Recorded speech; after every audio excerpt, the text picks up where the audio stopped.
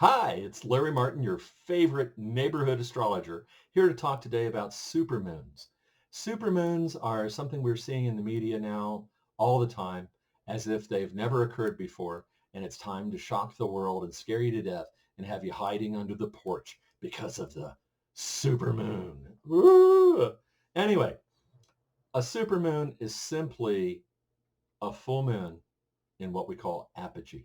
In other words, Every month, every month, the moon is either closer or further away to the Earth.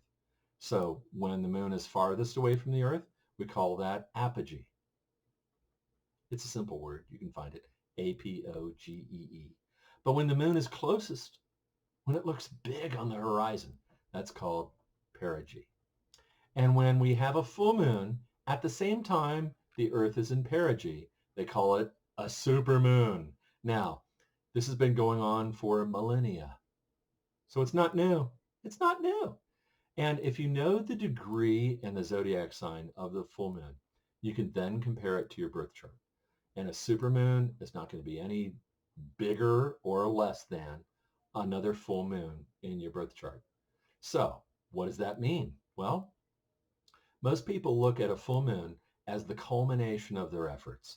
Now, that's a very broad statement that happens every month of the year. Now, when the moon is new, we talk about creating new projects. And all my students know how I lecture about creating like a visual blueprint of what you want to create.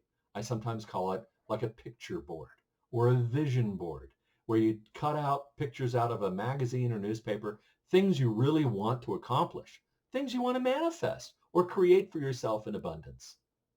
Well, you do that during a new moon, and you can calculate the location of the new moon or look at it at your favorite astrological calendar or consult your Astrology News by Larry Martin. Of course, I'll give you that information too. Or become a client. I'll give you that information for free so that you can create your own vision board once a month during the new moon. But during the full moon, you have to let what you want go. You have to let it go.